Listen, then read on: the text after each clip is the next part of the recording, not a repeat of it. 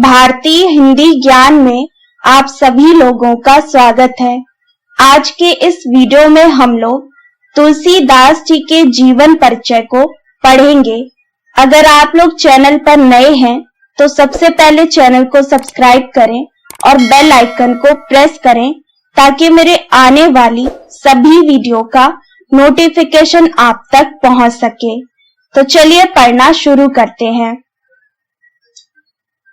आज के इस वीडियो में हम लोग तुलसीदास जी के जीवन परिचय को पढ़ेंगे। अगर आप लोग और भी कवियों के जीवन परिचय को पढ़ना चाहते हैं तो आप चैनल की प्लेलिस्ट में जाकर उन वीडियो को पढ़ सकते हैं। तो चलिए सबसे पहले हम लोग देखते हैं कि तुलसीदास जी के जीवन परिचय में हम लोग कौन कौन सी हेडिंग को पढ़ने वाले हैं। यहाँ पर देखिए मैंने 5 हेडिंग लिखी हुई हैं। इनमें फर्स्ट है तुलसीदास जी का जीवन परिचय। इस हेडिंग में हम लोग तुलसीदास जी के जन्म स्थान, तुलसीदास जी का जन्म कब हुआ, इनके माता पिता, इनकी शिक्षा, गुरु, इन सभी के बारे में पढ़ेंगे। उसके बाद सेकंड हेडिंग है तुलसीदास जी की रचनाएं। तुलसीदास जी की जितनी भी महत्वपूर्ण रचनाएं हैं वो सब हम लोग पढ़ेंगे। उसके बाद थर्ड हेडिंग है तुलसीदास जी की रचनाओं की भाषा। तुलसीदास जी ने अपनी रचनाओं में कौन कौन सी भाषा का प्रयोग किया है, इसके बारे में पढ़ेंगे। इसके बाद फोर्थ हेडिंग है तुलसीदास जी की रचनाओं में शैली का प्रयोग। हम लोग इस हेडिंग में पढ़ेंगे तुलसीदास जी ने कौन कौन सी शैली को अपनाया है। फिर फिफ्थ हेडिंग है साहित्य में स्थान। तुलसीदास जी का साहित्य में क्या स्थान है उसके बारे में इस हेडिंग में लिखना है। तो हम लोग इन 5 हेडिंग को अच्छे से पढ़ते हैं। अगर आप लोग किसी एग्जाम में इस जीवन परिचय को लिखना चाहते हैं तो आप लिख सकते हैं। तो चलिए सबसे पहले हम लोग फर्स्ट हेडिंग को पढ़ते हैं।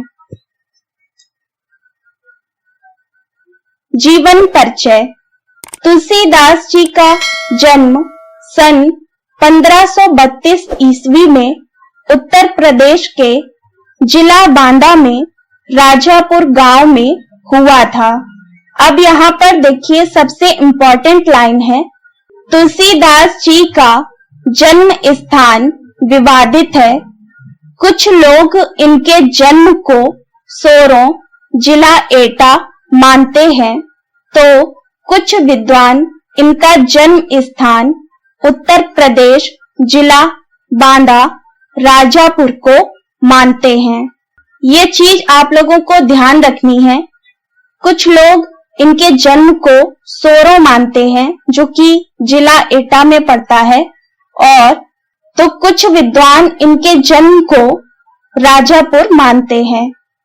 अब हम लोग आगे पढ़ते हैं। तुलसीदास जी की माता का नाम हुलसी था। तुलसीदास जी के पिता का नाम आत्माराम दुबे था। तुलसीदास जी ने बचपन में जो पहला शब्द बोला था वह था राम। इस प्रकार तुलसीदास जी का घर का नाम राम बोला पड़ गया। तुलसीदास जी के माता पिता की मृत्यु के बाद इन्हें भीख मांगकर अपना पेट भरना पड़ा। इसी बीच इनका परिचय राम भक्त साधुओं से हुआ। इन साधुओं से मिलने के पश्चात तुलसीदास जी को ज्ञान प्राप्ति का मौका मिला। तुलसीदास जी की पत्नी का नाम रत्नावली था। तुलसीदास जी का बचपन कष्टों से भरा हुआ था। जब तुलसीदास जी बड़े हुए तो इनका विवाह रत्नावली के साथ हुआ। तुलसीदास जी ने गुरु नरहरि दास जी से दीक्षा प्राप्त की और इन्हीं के द्वारा दिखाए गए रास्ते पर चले। तुलसीदास जी श्री राम जी के परम भक्त थे। तुलसीदास जी ने अपने जीवन का ज्यादातर समय चित्रकूट, अयोध्या, काशी में व्यतीत किया था। तुलसीदास जी को आदि काव्य रामायण के रचयिता महर्षि वाल्मीकि का अवतार भी माना जाता है। तुलसीदास जी की मृत्यु सन 1623 ईस्वी में हुई थी। अब हम लोग पढ़ते हैं तुलसीदास जी की रचनाएं। तुलसीदास जी ने विभिन्न रचनाएं लिखी हैं जो कि निम्नलिखित हैं। रामचरितमानस, वैराग्य संदीपनी, कृष्ण गीतावली, गीतावली, विनय पत्रिका, दोहावली, कवितावली, रामाज्ञा प्रश्न, रामलला नेहचू, जानकी मंगल, पार्वती मंगल, बरवे रामायण, ये सभी रचनाएं तुलसीदास जी की हैं।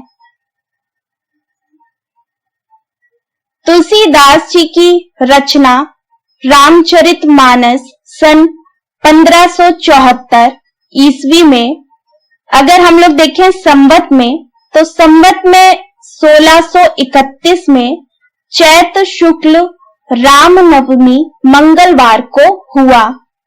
इसकी रचना में 2 वर्ष 7 माह 26 दिन का समय लगा। रामचरितमानस अवधी भाषा में लिखा गया है। इसमें 1074 दोहा हैं और 7 कांड हैं। रामचरितमानस बहुत इंपॉर्टेंट है और इससे रिलेटेड एग्जाम में प्रश्न भी पूछे जाते हैं, इसलिए ये लाइन आप लोग जरूर याद करिएगा। तो चलिए अब हम लोग नेक्स्ट हेडिंग को पढ़ते हैं। तुलसीदास जी की रचनाओं की भाषा। तुलसीदास जी ने अपनी रचनाओं में ब्रज भाषा एवं अवधी भाषा का प्रयोग किया है। तुलसीदास जी ने रामचरितमानस, रामाज्ञा प्रश्न, जानकी मंगल, पार्वती मंगल, बरवे रामायण की भाषा अवधी रखी है। इसी तरह तुलसीदास जी ने ब्रज भाषा में जो रचनाएं लिखी हैं उनके नाम इस प्रकार हैं। वैराग्य संदीपनी, कृष्ण गीतावली, गीतावली, विनय पत्रिका, दोहावली आदि। तुलसीदास की भाषा सरल एवं रोचक है। इनकी रचनाओं में कहीं कहीं पर फारसी शब्द भी मिलते हैं। अब हम लोग पढ़ते हैं तुलसीदास जी की रचनाओं में शैली का प्रयोग। तुलसीदास जी ने अपनी रचनाओं में सभी शैलियों का प्रयोग किया है। इन्होंने अपनी रचना रामचरितमानस में प्रबंध शैली का प्रयोग एवं विनय पत्रिका में मुक्तक शैली का प्रयोग किया है। अब हम लोग लास्ट हेडिंग को पढ़ते हैं, साहित्य में स्थान। गोस्वामी तुलसीदास जी भक्ति काल के प्रतिनिधि कवि माने जाते हैं। तुलसीदास जी का स्थान हिंदी साहित्य में अत्यंत महत्वपूर्ण है। गोस्वामी तुलसीदास जी की रचना रामचरितमानस के अयोध्या कांड को हृदय स्थल कहा जाता है। तुलसीदास जी ने अपनी रचनाओं में एक से एक अलंकारों का प्रयोग किया है और इसी वजह से रामचंद्र शुक्ल जी ने तुलसीदास को अनुप्रास का बादशाह की उपाधि दी है। गोस्वामी तुलसीदास जी एक महान कवि होने के साथ साथ लोकनायक भी थे। तुलसीदास जी की रचना रामचरितमानस हिंदी साहित्य में महत्वपूर्ण स्थान रखती है। तुलसीदास जी ने रामचरितमानस की रचना स्वांत सुखाय के साथ साथ लोकहित लोक मंगल के लिए की है। इसी प्रकार तुलसीदास जी ने अपने बाहु रोग से मुक्ति के लिए हनुमान बाहु की रचना की है। तुलसीदास जी ने अपनी रचनाओं में चरित्र चित्रण लोकहित को प्रदर्शित किया है। तुलसीदास जी विलक्षण प्रतिभा के संपन्न एवं समन्वयवादी कवि हैं। तुलसीदास जी की रचना रामचरितमानस में इन्होंने राम को शिव का और शिव को राम का भक्त प्रदर्शित करके वैष्णव और शैव संप्रदायों में समन्वय के भाव को प्रदर्शित किया है। तुलसीदास जी की रचनाओं में राम का गुणगान, समन्वय की भावना, भक्ति भावना मुख्य रूप से देखने को मिलती है।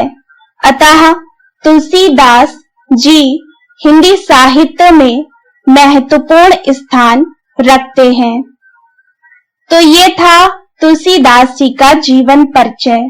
अगर आप लोग किसी और कवि के भी जीवन परिचय को पढ़ना चाहते हैं तो कमेंट बॉक्स में जरूर बताइएगा। मैं उन कवि के जीवन परिचय पर वीडियो जरूर बनाऊंगी। तो उम्मीद है ये वीडियो आप लोगों को पसंद आया होगा। इस वीडियो को लाइक जरूर करिएगा और अपने सभी दोस्तों के साथ शेयर करिएगा। अगर आप चैनल पर नए हैं तो सबसे पहले चैनल को सब्सक्राइब करें और बेल आइकन को प्रेस करें ताकि मेरे आने वाली सभी वीडियो का नोटिफिकेशन आप तक पहुंच सके। तो मिलते हैं नेक्स्ट वीडियो में, तब तक पढ़ते रहिए।